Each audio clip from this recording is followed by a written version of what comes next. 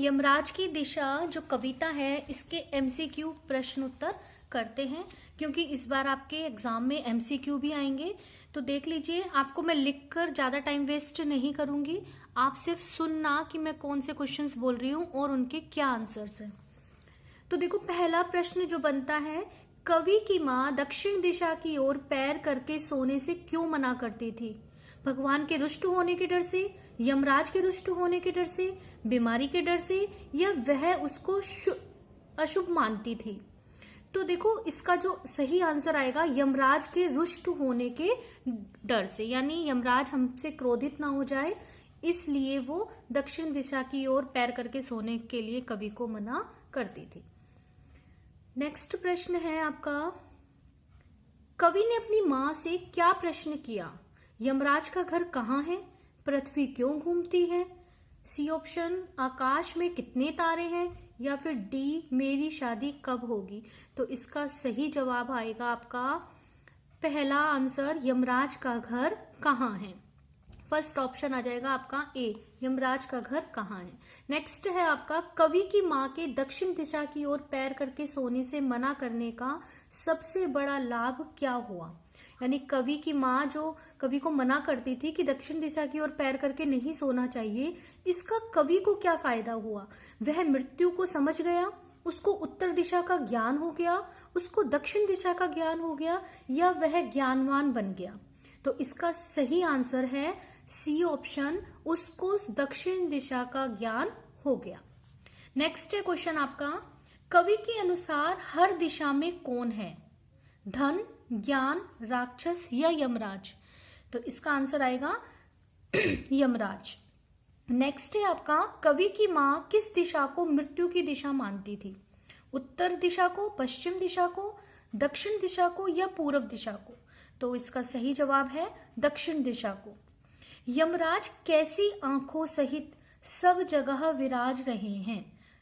कविता में आया था, तो उसी से प्रश्न बना, यमराज कैसी आंखों सहित सब जगह विराज रहे हैं? दहकती आंखों सहित, मद भरी आंखों सहित, कुरूप आंखों से, या मृग नयनी आंखों से? तो इसका सही जवाब है दहकती आंखों सहित। नेक्स्ट है क्वेश्चन, दक्षिण दिशा को लांग लेना संभव क्यों नहीं है?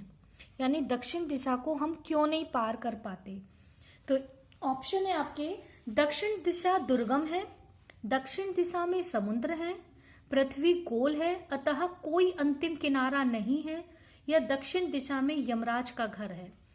तो इसका सही जवाब है कि पृथ्वी गोल है अतः कोई भी अंतिम किनारा नहीं है, यानी हम किसी भी दिशा को नहीं लांग सकते हैं। दक्षिण ही क्या, अगर कोई भी दिशा होती तो हम उसको नहीं लांग सकते, उसको पार नहीं कर सकते, क्योंकि पृथ्वी गोल है, उसका कोई भी अंतिम किनारा नहीं है।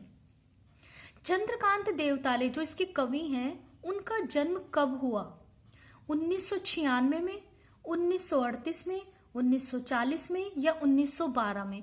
तो इसका सही जवाब है 1996 में, 1996 में।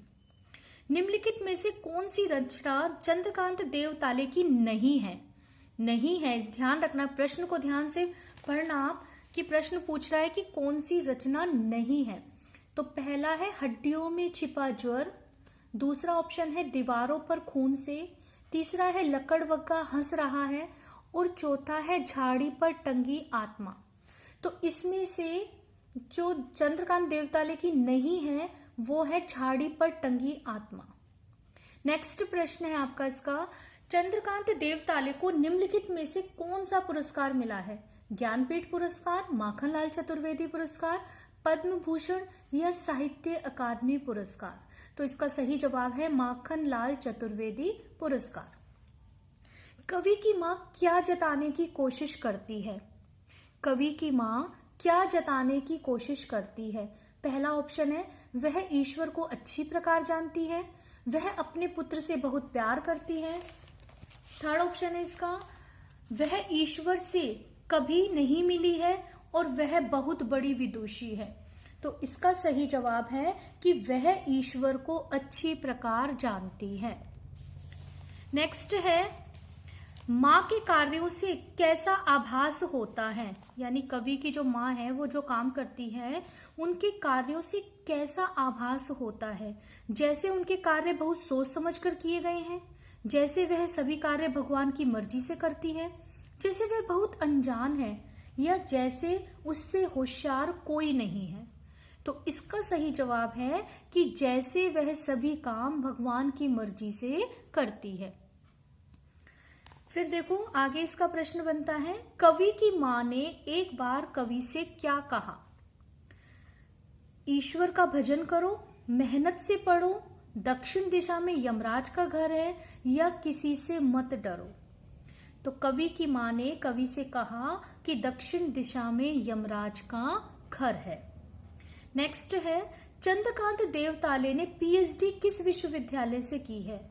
मेरठ विश्वविद्यालय से, दिल्ली विश्वविद्यालय से, इलाहाबाद विश्वविद्यालय से, या फिर सागर विश्वविद्यालय से। तो इसका सही जवाब है सागर विश्वविद्यालय से। चंद्रकांत देवताले का जन्म कहाँ हुआ? उत्तर प्रदेश के बस्ती जिले में, मुजफ्फरनगर के तलेपुर गांव में, मध्य प्रदेश के बैतूल जिले के जौलखेड़ा गांव में, या फिर बस्ती जिले के अगोना गांव में। तो इसका सही जवाब है मध्य प्रदेश के बैतूल जिले के जौलखेड़ा गांव में। धन्यवाद, उम्मीद है आपको सब समझ आया होगा। और आपको कितना ये पार्ट समझ आया आप प्लीज मुझे कमेंट्स करके जरूर बताना।